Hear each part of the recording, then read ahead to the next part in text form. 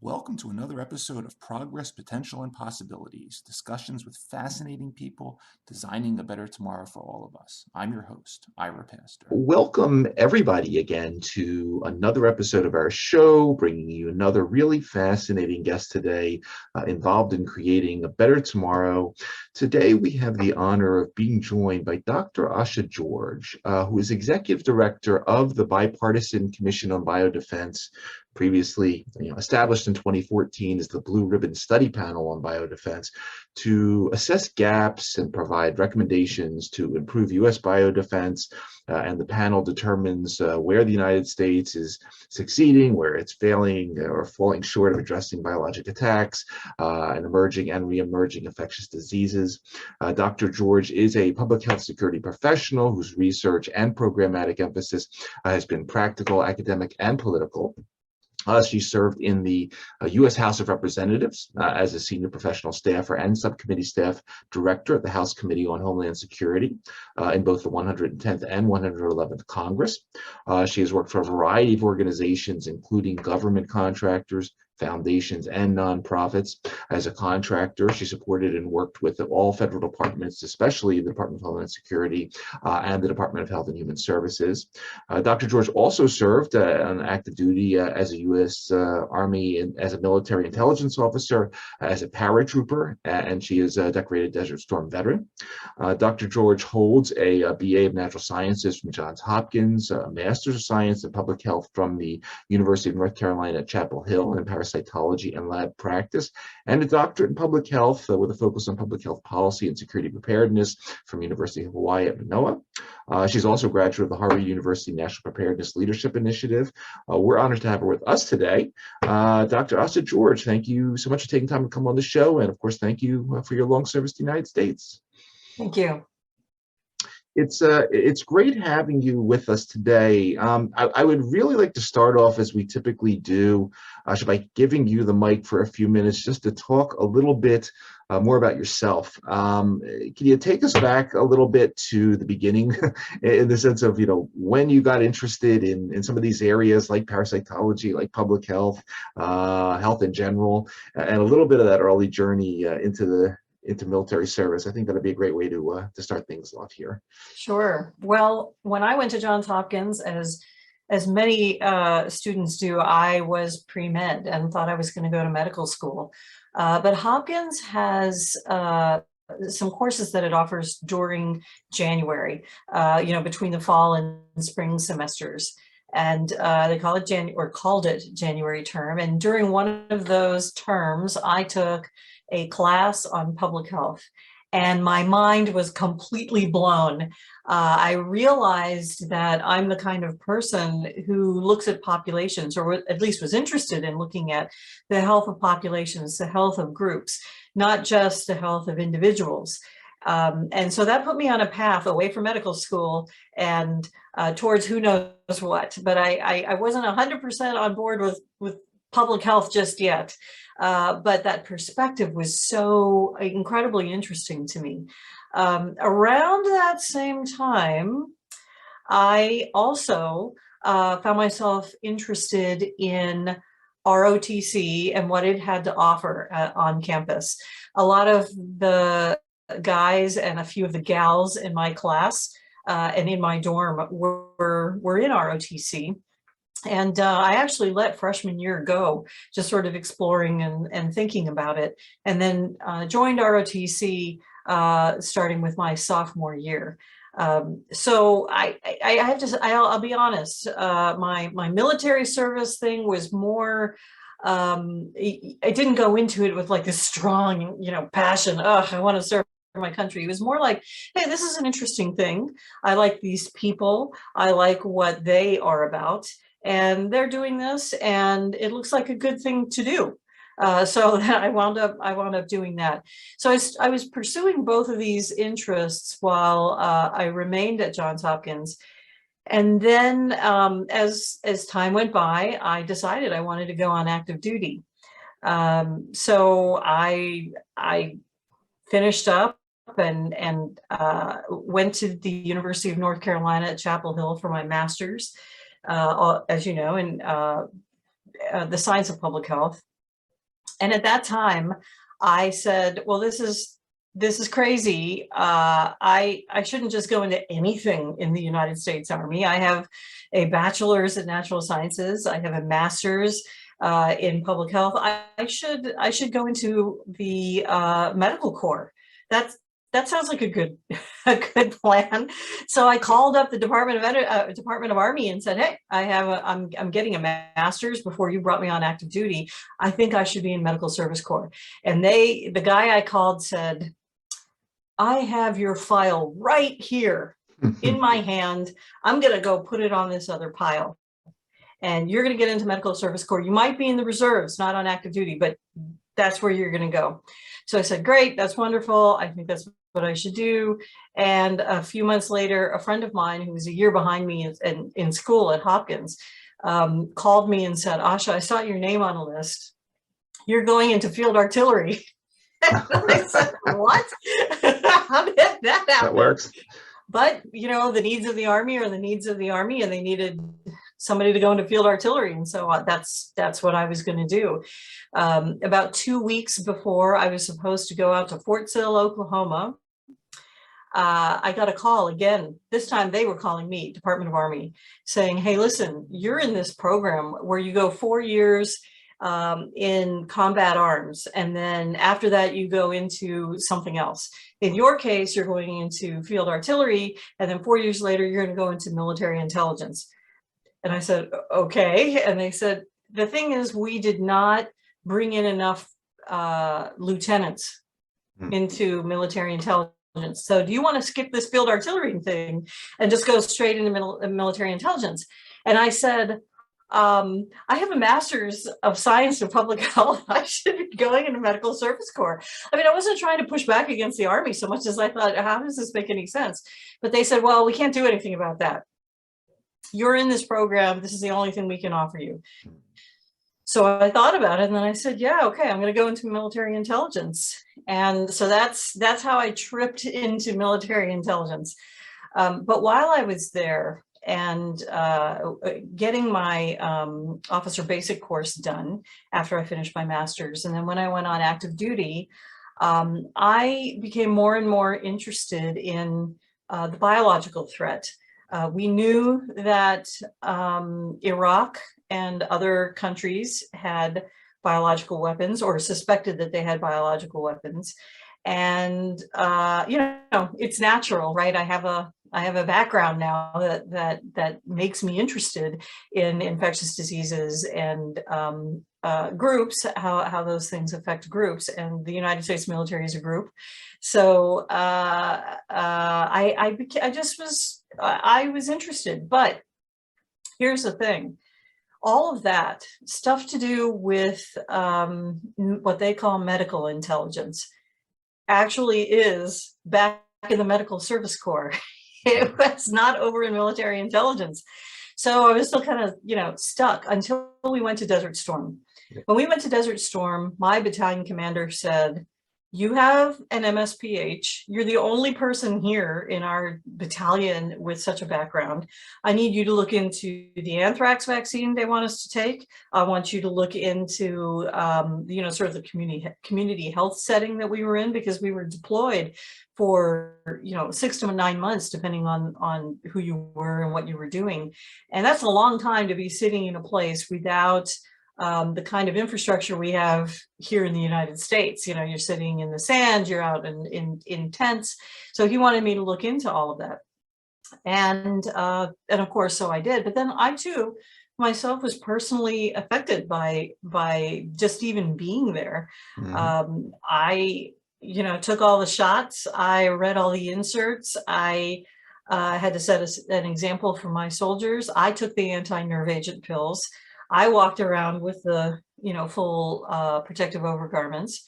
And I know what that feels like, to be somebody who's being told to take a vaccine that may or may not be exactly what I'm supposed to be taking, and wondering about things like emergency use authorization and all of that. So I knew very, very early on what that felt like, what it meant to be a person in a situation like that.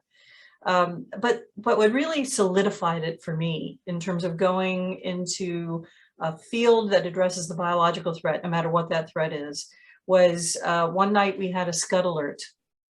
And those alerts, as you may recall, were getting more and more and more and more serious. So what started out was with just, hey, just make sure you're carrying your mask, you know, just be careful. Over the months became, well, wear part of it. Wear the pants. Okay, now wear the pants and the shirt. Now wear the pants and the shirt, and wear your mask, but kind of keep it off. And then finally it was walk around wearing everything. And one night we had this one scud alert that was just more serious than the rest. We knew it. And I remember hearing about it. You know, we were all alerted, but then running to make sure that my troops and other people's troops took the alert seriously, because we had so many that people were beginning to blow them off. And, you know, who wants to put on all these overgarments in the middle of the desert? It's so hot, and what's the point? But I ran up and I told everybody, hey, this is serious. You have to put everything on. I went and put my stuff on. It's better if you do it with a partner. So I went somewhere to go find a partner to do this. And when I came out, the place was empty. Everybody had taken the warning seriously, not just for myself, but I'm sure other people were running around saying, be serious. I remember walking down a wooden path that somebody had built into the sand. If you walk around in the sand, it's just so difficult. And us wimpy Americans, you know, we're just not used to walking around in these kinds of conditions. So they put some planks basically on the sand, and I was walking down this path. And I remember looking up and seeing, and not expecting, by the way, at that point, but seeing a scud come in from one direction and a Patriot come in from the other, and watching them explode, and thinking, in that short period of time that seems like a long period of time, I remember thinking, if that's nuclear, I'm screwed. I'm standing right outside. But even if I wasn't outside and I was behind some sandbags, I would still be screwed. Then I thought, well, what if it's radiological? And then I thought kind of the same thing. And then I thought, if there's a chemical weapon in there, I might be okay, because I'm wearing chemical protective overgarments. And then I thought, if it's biological, I don't actually know whether I'm going to be okay, because I'm wearing chemical protective overgarments, not biological. And while they told us, oh, it's going to work, you know, it'll still be protective. No, if it was really that protective, I think they would have called them chemical and biological protective overgarments. So I just remember having all those thoughts. The pieces of the scud and the Patriot fell to the ground, obviously much further away than I was standing. And my knees took the shock of that. I didn't fall, but it took the shock. And then I remember standing up and thinking, okay, I think I survived that, and then not knowing. And, you know, how long is it going to take? And I know too much, right? As a public health professional, is, you know, what's the incubation period? What might they have had in there? I don't know. And thinking, I can't just walk away and think, I'm done, and having to wait. So that's how I got into it. It was kind of an emotional, physical, intellectual experience. But that is how I got into it. Subsequently, after I left the military and went for my doctorate, I was looking at disaster preparedness at the time, but the dean of the School of Public Health, who became the chair of my dissertation committee, said to me one day, I think you need to figure out how to put your military background and your public health background together. I don't know what that is. I don't know what that looks like, but I think that's what you need to do. And I wound up doing my dissertation on security preparedness as a public health issue. And then shortly thereafter, when I started getting jobs, I either took jobs that were biodefense related, or specific, I should say, or I got jobs like my Homeland jobs where I just sort of forced the biological stuff in, and nobody said, no, you can't do that. So that's how I've built my career. Excellent, really excellent.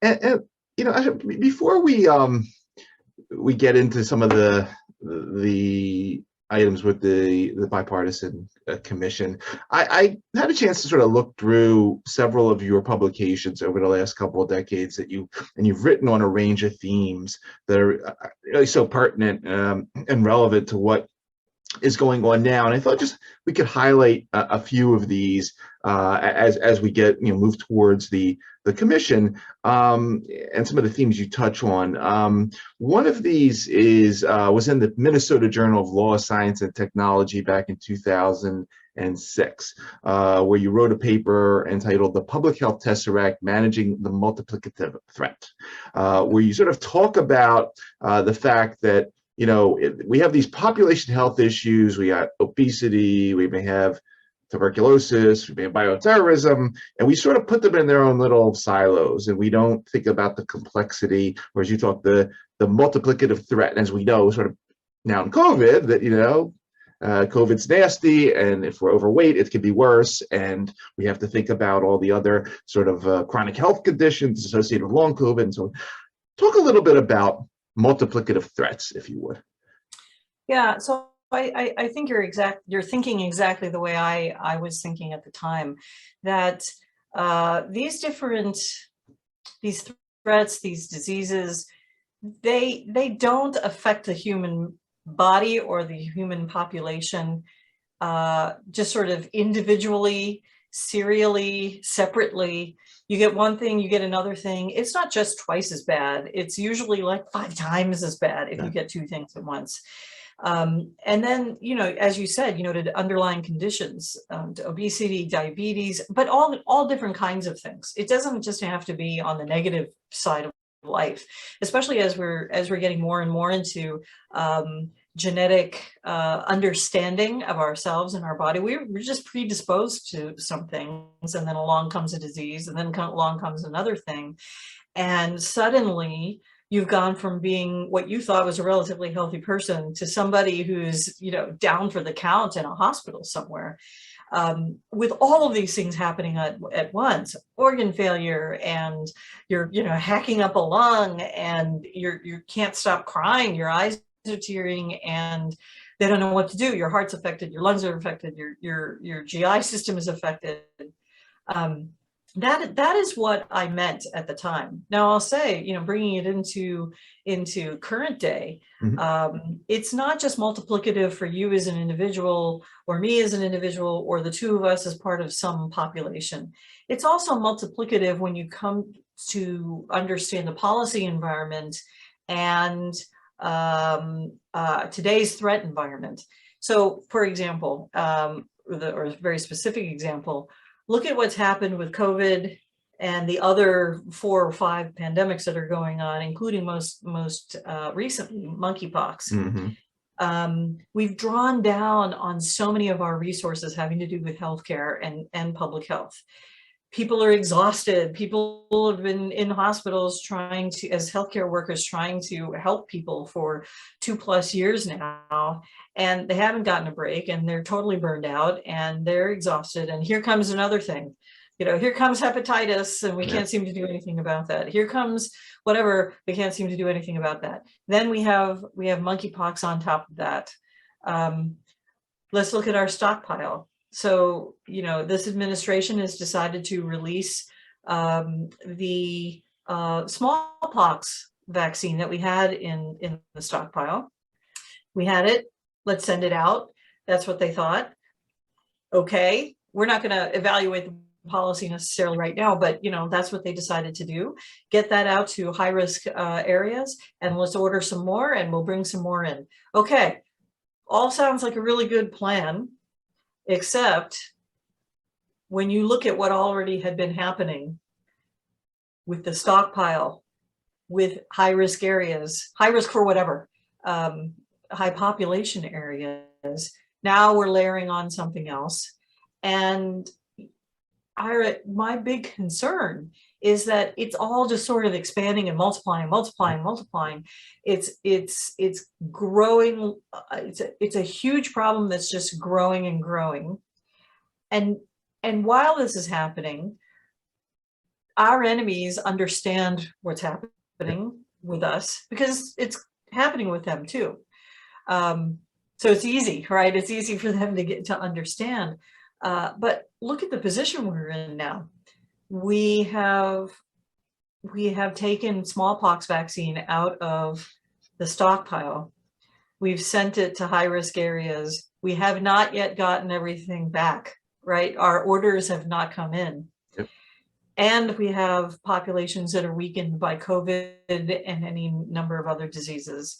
And our supply chain for things like masks and gloves and needles and vials and gauze, all of that stuff, also kind of shaky in terms of the supply chains, and our inventory here in the United States still not where we want it to be. So it's not just that the impact of all these threats is multiplicative, it's also that the policy and the governance issues and requirements now are also multiples more complicated than they would have been if it was just one disease at a time. And whatever solution we come up with can't just come up with a solution for one thing. I don't want to say who cares. We care, but if you tell me all we're going to do is we're just going to solve COVID all by its lonesome, while monkeypox, spreads all over the place, that's not going to be good enough. Yep. So that's my perspective on the multiplicative threat. The next year, in Vanderbilt Journal of Transnational Law, you write a paper, October 2007, Responses Local Relief is Not the Pervasive Impact of Agro-Terrorism. And this is another one that, we've touched a lot on this theme of One Health and zoonotic spillover, that we have humans and we have wildlife out here, and, when things spill over, that's not good. We did an episode on this concept with the group Conservation of Public Health in Uganda, and they brought in the perspective of sort of the farm, and they gave the example, okay, we got this farmer and he's got cattle, and then the baboon comes along and something happens there, and it spills over, but then we forget about the cattle and the sheep and the pigs and everything else, which we eat, and we need food. Talk a little bit, because I think this agro-terrorism theme is scary, and at the same time it's one that I think we've forgotten a little bit about in the sort of the zoonotic equation. We forget that there's all these other important animals there that not just are nice to look at, but are a major part of the food chain. Talk a little bit of that. Yeah, so I think that that's so right. I think partly it has to do with just the human condition. We have a tendency to just be focused on ourselves as human beings, and I guess top of the food chain, apex predators, who we are and what we are, and we forget, unless we're right there on the farms, on the ranches. And even if you are on the farms and on the ranches, I think that when you're there, you're so focused on the day-to-day operation of your farm or your ranch, you're not necessarily thinking, to yourself, what would happen if a terrorist event were to occur? Or if you do, maybe that's once in a very great while. So I think it's understandable, but I think that it is the role of government and academia and others for people in those arenas to hold on to these concepts and say, hey, this is an issue and it would affect us greatly we don't do something about it, if we don't protect ourselves. One thing to remember is that back in the early days of the biological weapons program here in the United States and elsewhere in the world, initial biological weapons actually were targeting agriculture, animals, plants, and so forth. And of course, recognizing the value of a zoonotic disease that would affect animals and would affect humans. But we have a long history with that too. So I think it's incredibly important in the United States, if our agriculture were to be affected, animal or otherwise, I think there are estimates that say we would take a $2 billion hit per year, and it would just expand and expand and expand. You know, if you lose one animal group, of course, you know, we have plenty here in this country. What we would probably wind up doing is shifting to something else. Okay, so then what happens when you take down that animal group too, or that group is just exhausted? Then what? I mean, we only have so much. The same thing with plants. Frankly, there's also a psychological impact here. If something like wheat blast were to blow through the United States, and I mean, by its description, you can imagine it, that's what it's supposed to do. Sounds scary. If it did, then you know, there are people who say, well, you know, what's the big deal? We have other stuff. We've got corn, we've got soy, we've got oats, we've got this and that.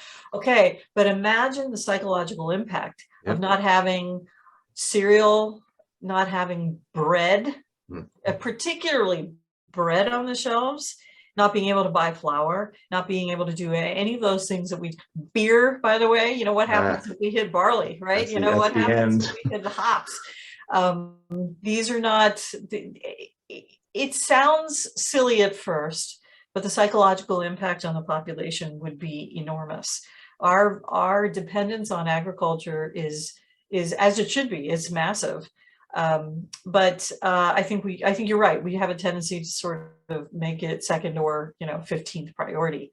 On the animal side, look, I think COVID shows us, whether we understand the origins of COVID or not, there is most certainly an interaction between animals and humans to an extent that I don't think we really understand adequately. It's not just about, hey, we eat you, or we're near you, and so what makes you sick makes us sick, and vice versa. It's more complicated than that, or at least it can be.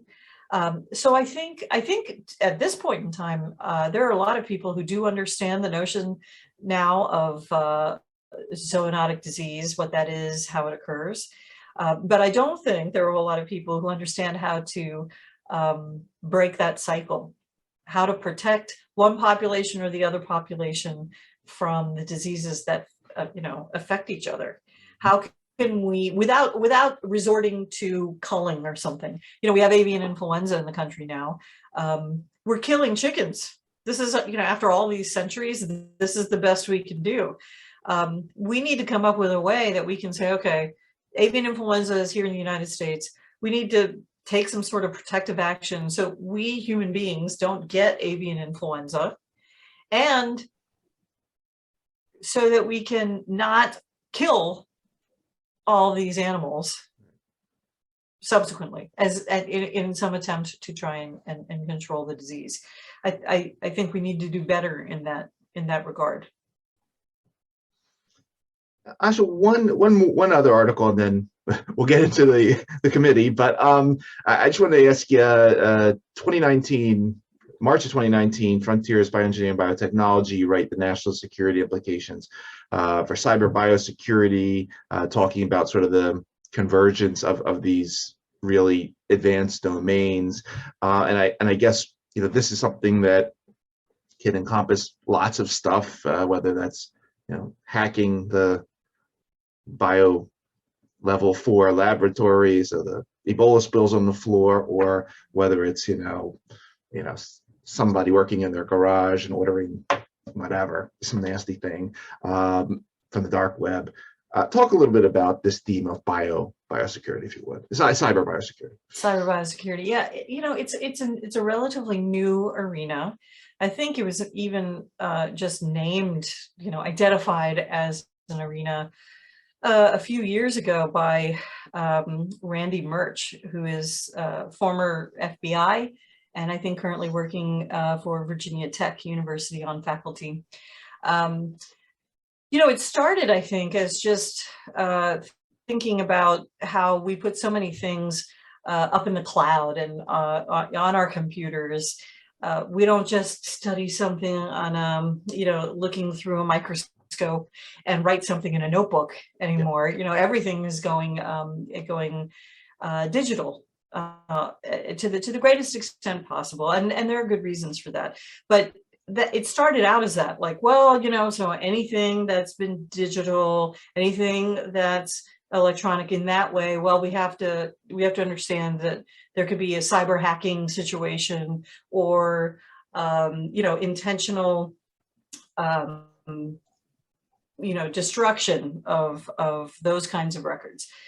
And then it sort of expanded, to, well, now we have to worry about intellectual property rights too. Somebody may not wish to destroy information or steal information such that you can't have it anymore.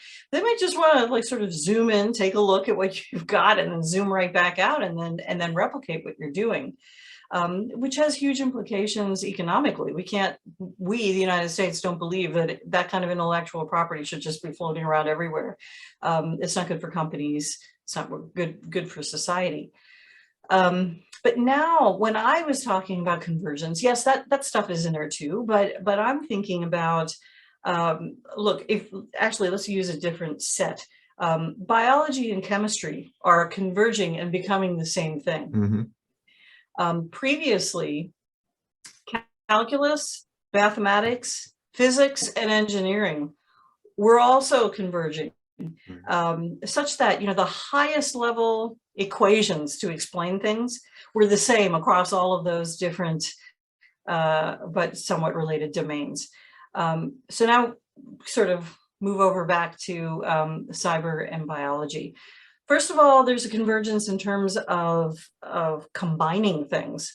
Let's take this thing and that thing and put them together, like nanites that incorporate organic material, such that if they were introduced into your body wouldn't recognize the nanite part. It would maybe recognize the organic part, and it may or may not say that's a bad thing. It may not. You ingest food all the time. We don't have an allergic reaction and spew out whatever we're eating. That's a possibility. And the security implications of that are what I was talking about in that article. There are all kinds of combinations and convergences occurring. And I also think this. We don't want to stop all of this. Right. A lot of it is worthwhile, of course, and interesting and helpful. We have a tendency to flip out and say, eek, I don't want a nanite covered with organic material inside my body, but maybe you do. Maybe that nanite gets in there and does microsurgery on the inside of your body and then leaves. Maybe you want that. From a military perspective, if you can go from an exoskeleton, just, armor, to something that's incorporated into the body, so that it's the exoskeleton and I guess the endoskeleton, together, sort of merging together, then a soldier can direct what's going on instantaneously and be better protected than if the soldier's walking around with an exoskeleton on that the person can't control as well. So there are good reasons to do some of this stuff, but somebody has to sit down and figure out what are the security implications. Somebody has to take the other side and say, what are the terrible things that could go wrong? And what do we need to do from a national security and international security perspective to protect society from possible negative consequences that would affect national security? Gotcha. Perfect. Asha, I appreciate going into all those papers, because I was sort of want to lay the groundwork that, there's a reason now why you were selected to be the executive director of the Bipartisan Commission of Biodefense. Obviously, you put together an amazing group, or you have an amazing group there. We've had some of your colleagues on the show in terms of Senator Lieberman, Secretary Shalala. You have other folks there like my buddy George Post, who I used to work with at GSK, Peggy Hamburg, former FDA chief. Talk a little bit about when you got involved with the commission, and a little bit of the background there, and then I'd love to go into, sort of separately from that, the results of the Athena, sort of the report, and sort of where we are with the Athena. I see there's a big number there, and we'll get into that too, but how then you're going to be taking all this forward, because it is an amazing moonshot / Mars shot type program. Yes. Well, so the commission started, as you said earlier, in 2014 with a group of former White House staff and former congressional staff, and some people who had been both, thinking that we need a commission. We need a Biodefense Commission. When we went to talk to Congress about that, congressional staff said, we understand where you're coming from. This sounds really serious, but without a precipitating event, it is going to be really difficult to get Congress to just up and say, hey, what would be a good idea? Let's have a commission. They tend only to come after an event like the 9/11 Commission, like the WMD Commission. But they said, why don't you think about trying to get your own funding? Instead of getting government funding, why don't you see if you can get your own funding? Because it's a good idea. So that's what we did. We went looking for donations and grants, and started this commission. We pulled together the commissioners, the original commissioners. I think Senator Lieberman was the first person to say yes. He had certainly addressed the biological threat while he was the chairman of the Senate Committee on Homeland Security. The Senate Homeland Security and Governmental Affairs Committee. And then Governor Ridge came on. Governor Ridge was in the White House when anthrax actually occurred, the anthrax events occurred. And then subsequently became the Secretary of Homeland Security. And it was under his domain when he was in charge that the BioWatch program began with the biodetectors, throughout the United States. So these are people who got involved because they have experience, they understand. So then the rest of them sort of fell into place, as you can imagine. Senator Daschle, of course, personally affected by the anthrax letters of 2001. Donna Shalala, who had been thinking about biodefense well in advance of all of this, because she was secretary under President Clinton, and President Clinton was interested in all of this. Jim Greenwood was the chief executive officer of Bio, that organization, and Ken Weinstein, former Homeland Security advisor, certainly well aware of the Bush administration's interest. President Bush also very, very interested in the biological threat.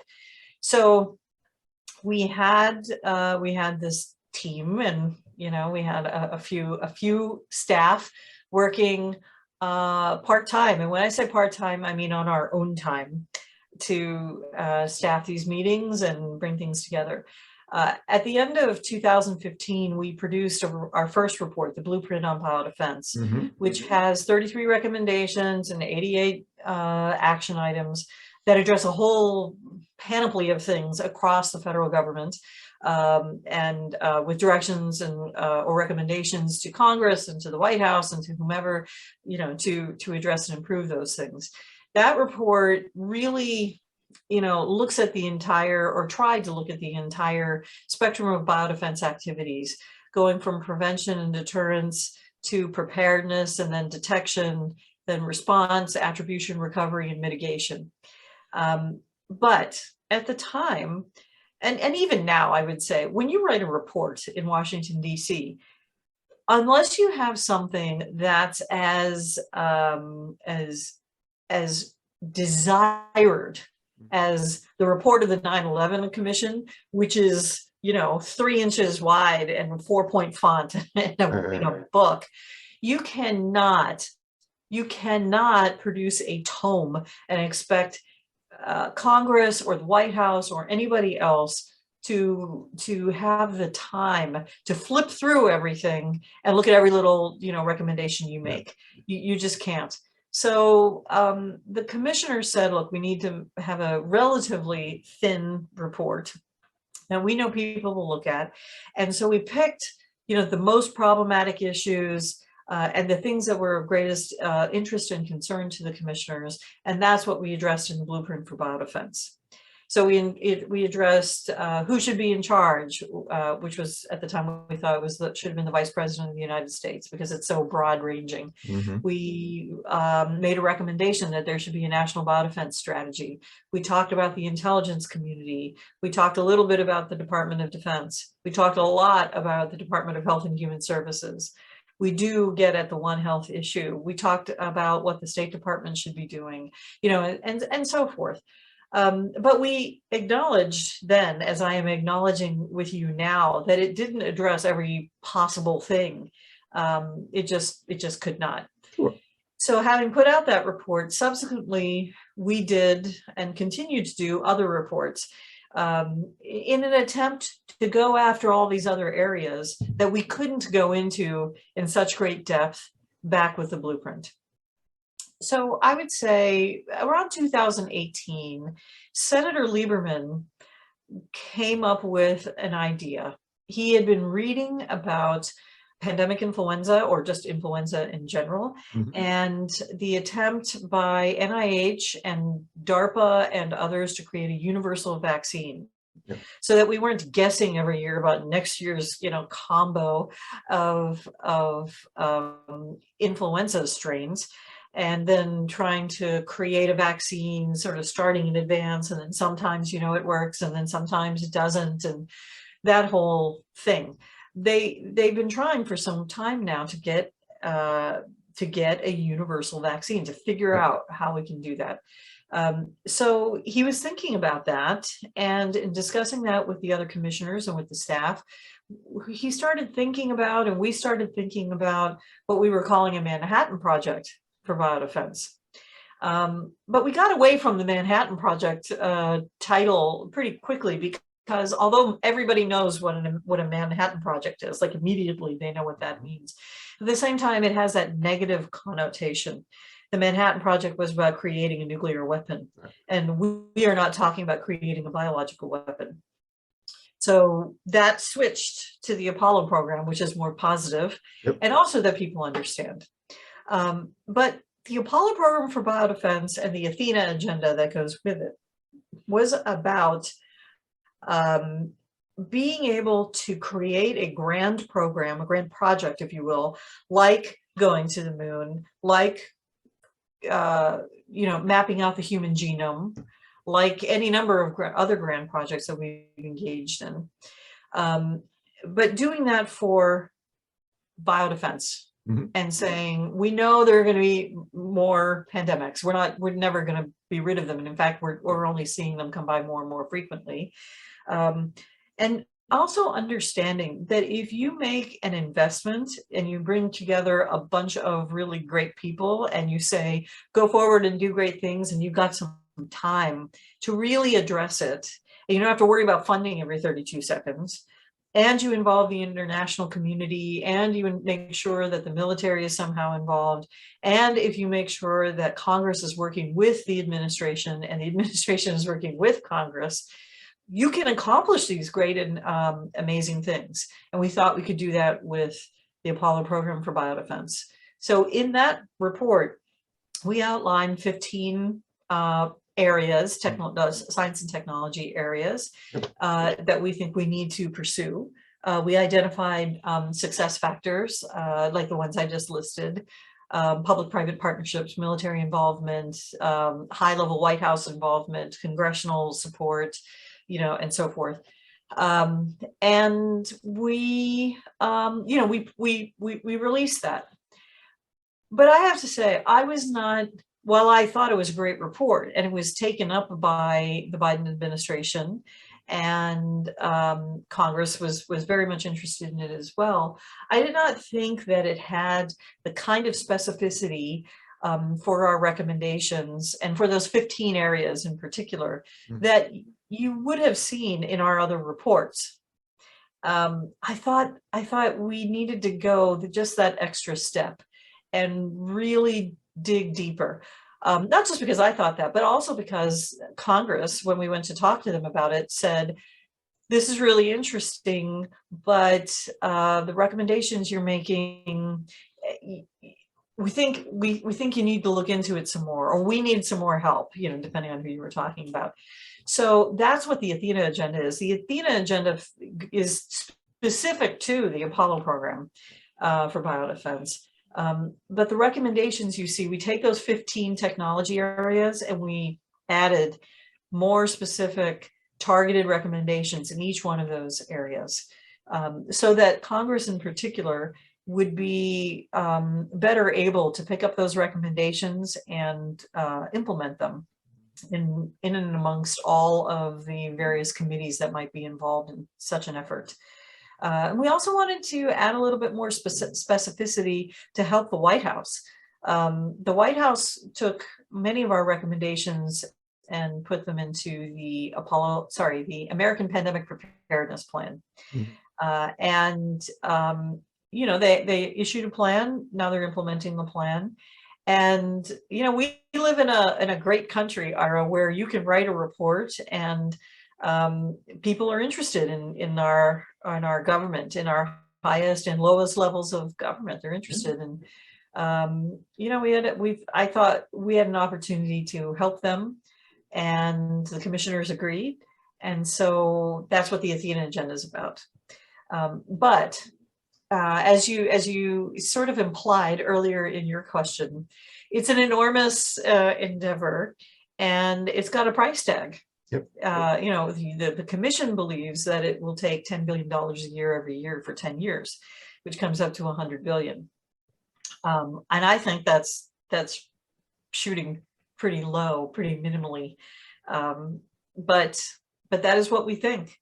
And as you know, as your listeners know, it is difficult in this day and age to get the Congress to appropriate that kind of money year after year after year, without being 100% sure of what the outcome is going to be, or without being faced with a real and present danger. It's easy to give the Department of Defense that money year after year because we see that the danger that they face all the time, and it's easier for Congress to justify.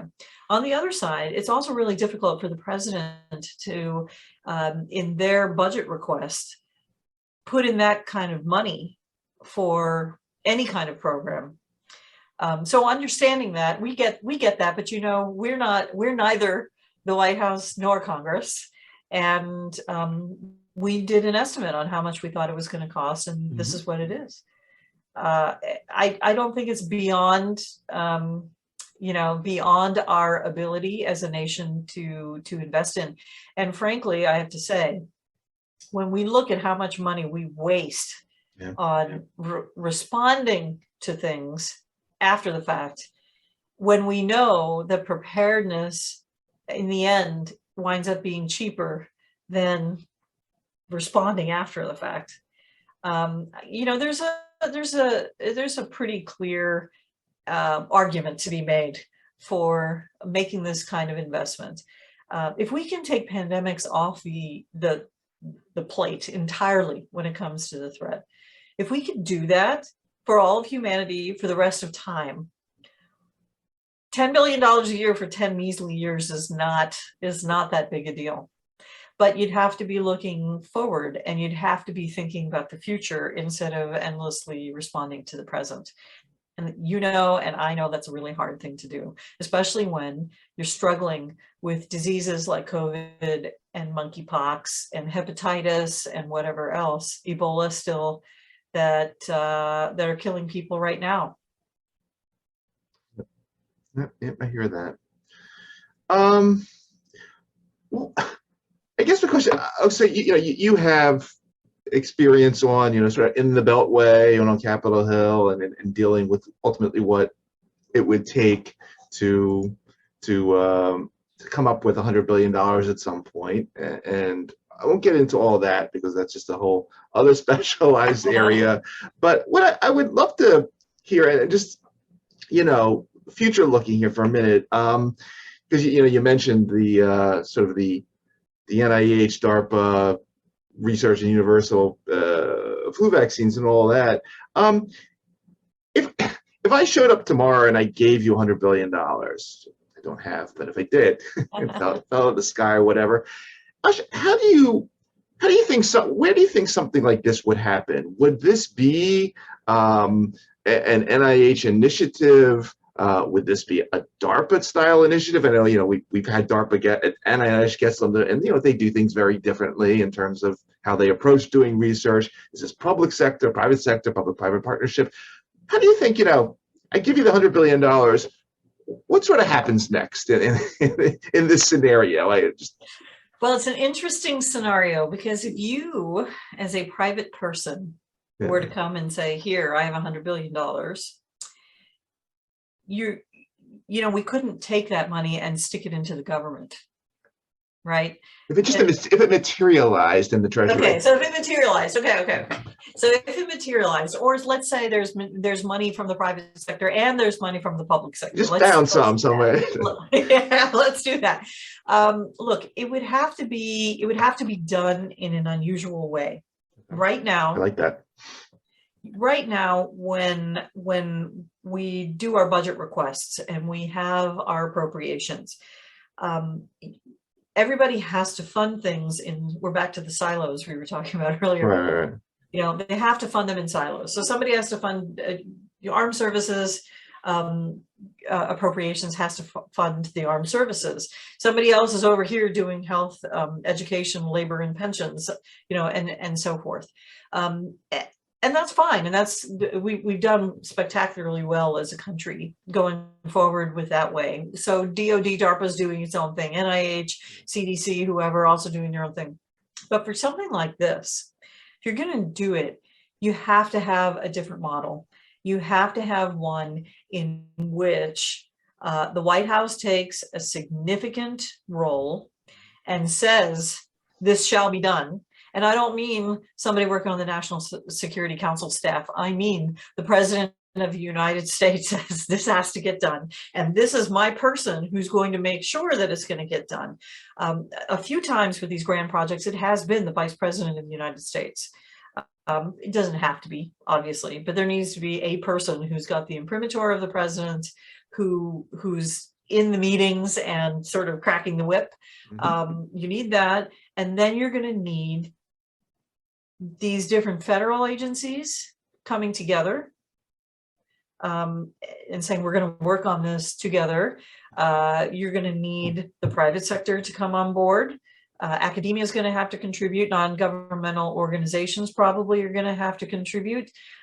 Industry is going to have to contribute. Everybody's going to have to somehow do it together. They're not going to be able to, be off in their silos and doing their own thing.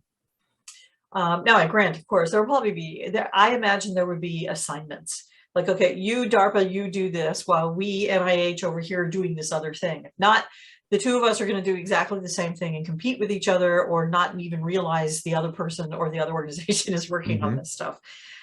There's going to have to be a high level of awareness of what everybody else is doing.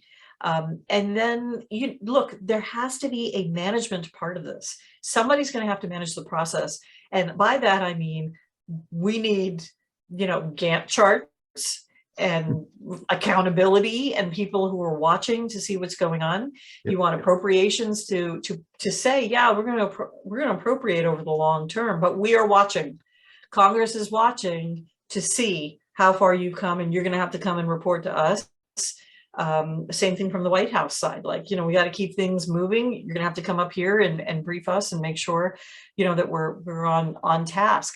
I mention this because this is the not sexy part of everything we've been talking about. But believe me when I say there's a group of people that has to come together just to manage this kind of grand project. They were there during the Manhattan Project. There were contractors hired just to do that. They were there for the Apollo program. They've been there for everything. So that's an important and extremely boring part of all this, but it is still important. And frankly, it's important because in the end, public or private sector, it doesn't matter. The money for this is coming from people. It is coming in this country. It's coming from our citizenry, right? The people who pay taxes.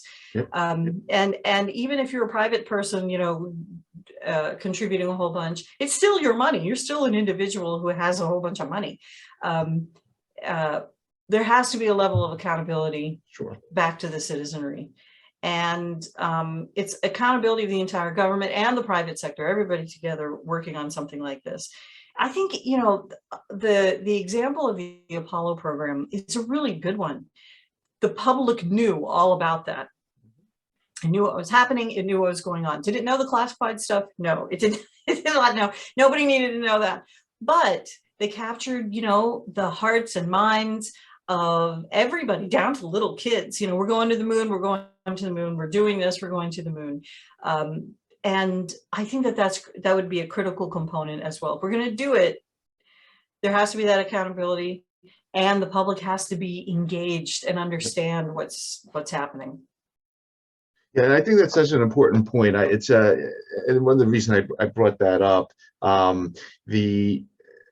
last year I was talking to Dr. Helene Gale, who used to be at CDC, and during HIV, the whole HIV pandemic back in the 1980s.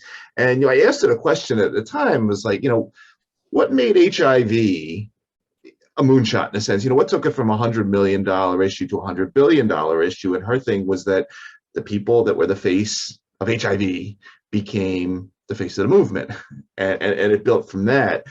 In the case of something like this, I mean, hey, we have a lot of pandemics going on right now, and it's not just COVID, but there's a lot of stuff that's in our face. And I was just if wondering, is there, because we could have moonshots for we need moonshots for lots of things, whether it's cancer, Alzheimer's, there's a bunch of things just in the biomedical area alone that it'd be great if we had 10, $100 million moonshots out there. And it just makes me wonder, what are some of the, obviously, you got to, as you were saying, you got to engage the public, but is there anything else that maybe we don't really think about that really gets the public going as a unit? Is it, yes, we need to do this, or is it more than one thing? Or maybe it's an unanswerable question, because I sit here, I scratch my head all the time about why don't we have more money in any of these areas? But yeah, I think sometimes it comes to a critical situation. Critical mass is kind of not the right term, but look, when we created automobiles and created them and got them to the point where they could travel very, very quickly, and they were going extremely fast, and Eisenhower decided to create the interstate highway system in the country. And, his thing was partly military. He just wanted to be able to land airplanes all over the country on these roads. And so they needed to at least meet that, that standard, that weight standard. And he realized if we create the interstate highway system, then we'll do better in terms of interstate commerce, and it'll be helpful to the economy, et cetera, et cetera. Well, when those two things happened, we really have much faster cars and we have an interstate highway system.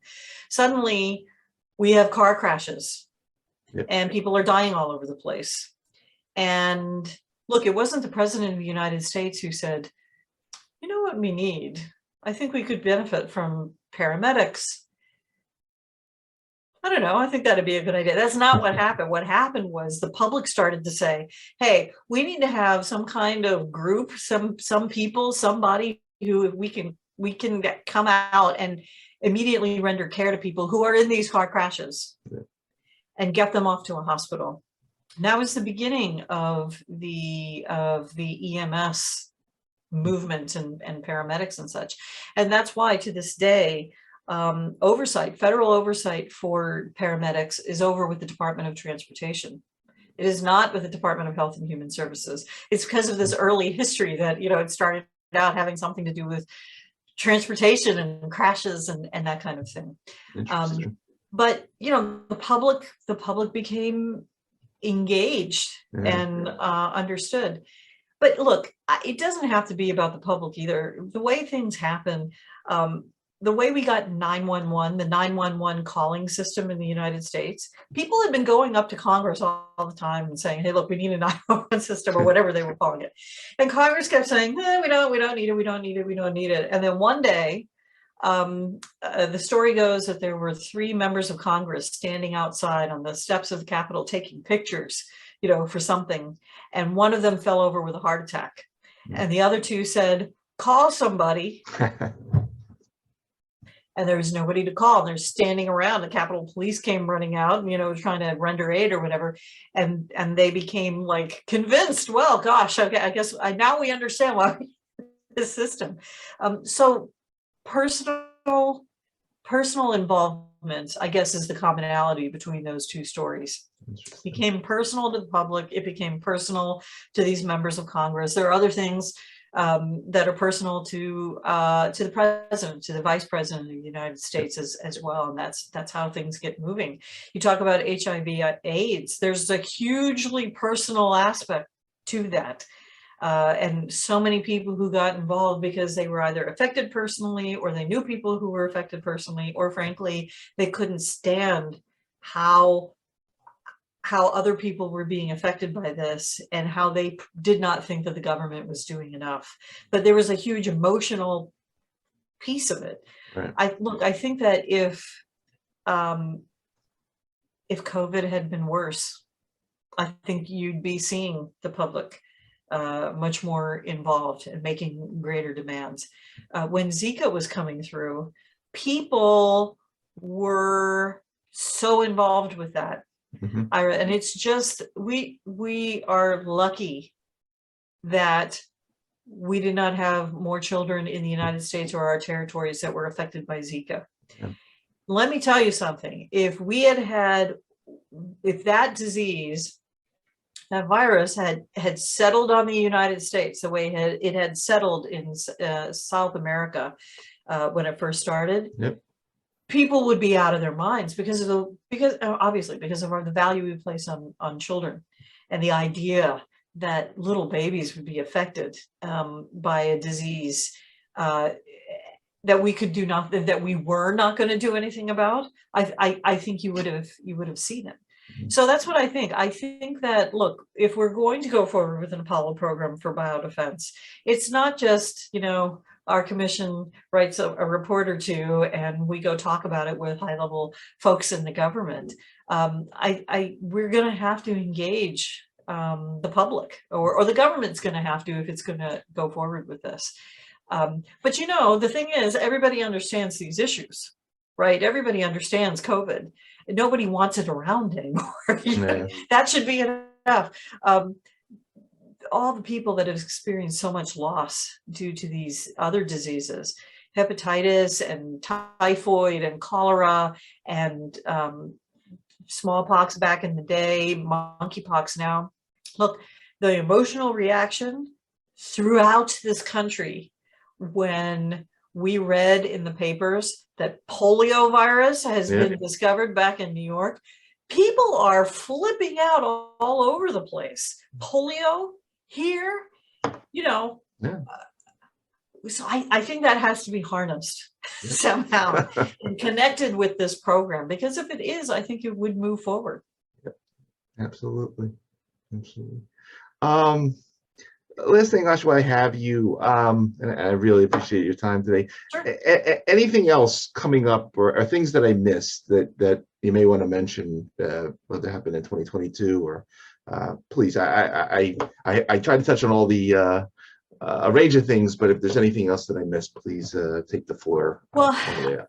I think one thing to consider, and I made mention of a scenario earlier when we were talking about having drawn down on the stockpile for smallpox vaccine, and we sent it out, and we're still waiting for orders to come in, and we've kind of, created a vulnerability for ourselves. There's a reason we're concerned about that, and it's not just because of naturally occurring diseases. Monkeypox and smallpox are not the only orthopox viruses out there in the world. But look, we have a problem again, and there are pendulums that swing back and forth on all of this stuff, right? Yep. But we have a nation state problem. And terrorists, both. So we're talking about, intentional acts, biological attacks. You see what's happening in Russia, and I think most of your audience probably knows too, that historically Russia had a ginormous, if you will, biological weapons program. They were weaponizing tons of smallpox and anthrax and plague. We tried to work with them to destroy a lot of that. We were not allowed into all of the different places where those things were or might have been, or were known to be, or might have been buried. We cannot, to this day, I am not willing to say, oh yeah, they destroyed everything. They don't even admit that they've destroyed everything. And Putin himself a few years ago came out and said, he was fine with them having a biological weapons program. He didn't shut down a lot of those laboratories, and I think that he turned them back on. Not to just point the finger at Russia, though, I have to say. The State Department has come out, I think they came out last year, and I'm not sure if the report is out yet this year. But their verification report for things like the Biological Weapons Convention and some of the other conventions, the last report I read said that that Russia and North Korea have active biological weapons programs, and that China and Iran are not that far behind. I don't know what we're going to see in the next iteration, but this is significant. Yeah. This is hugely significant. We cannot pretend like there are not countries out there with active biological weapons programs. If the State Department is willing to say this in an unclassified report, then you can just imagine how many years of classified information and intelligence, back up that particular statement. But also now it's just so obvious and so blatant that the State Department's got no problem saying, hey, look, this is the way it is. Right. I think that's something very significant that we need to keep in mind. And the terrorist piece, you mentioned the dark web earlier. Who's on the dark web? What are they wanting? What are they doing? And terrorists are certainly skulking around in that area. But many have come right out and said they'd be glad to get their hands on biological agents and utilize them. Al-Qaeda has said it, ISIL has said it, and now we have the possibility of nation states sponsoring terrorism, either anonymously sponsoring or not anonymously sponsoring.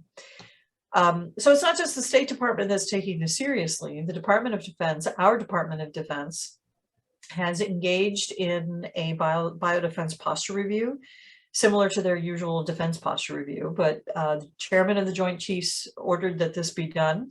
And that review is supposed to be done in the next few months, from what I understand.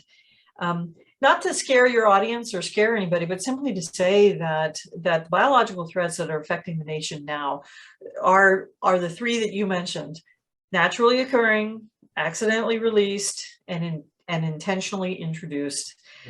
We have not put biological warfare behind us as a society in this world. We haven't put biological terrorism behind us. And by the way, the next time we see that, I highly doubt it's going to be contained in little envelopes that go around. It's not going to be that way next time.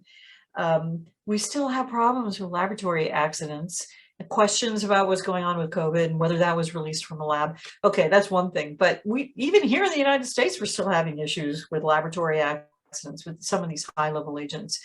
And then the naturally occurring stuff. That we have 6 or 7 pandemics affecting the country right now is astounding. Yeah. It is astounding. But we have all of this going on at once. So kind of getting back to our point about being siloed, we cannot approach each one of those things independently, like one doesn't have to do with the other. We have to come up with a new approach, a strategy, if you will, for addressing the biological threat. And it needs to be whole of government, not most of government or part of government, but whole of government. And frankly, I think the private sector, I don't want to say whole of private sector, because I think that's ridiculous, but a lot of the private sector has to be involved and has to be considered a partner, not a subordinate. Yeah. in this approach. We can't keep depending on something like the way we created COVID vaccine with Operation Warp Speed. I don't think that that's the way to go forward in life. That can't be our plan. We're just going to wait around and then something's going to happen and then we're going to freak out, find some money, and then throw money at the problem and say, do this as fast as you can. Especially, Ira, when you consider, what if COVID had been worse? I don't think a lot of people would have been satisfied with, well, hey, you know, we produced a vaccine in a year. You know, if half the population of the United States is gone, we're not going to think that that was good enough.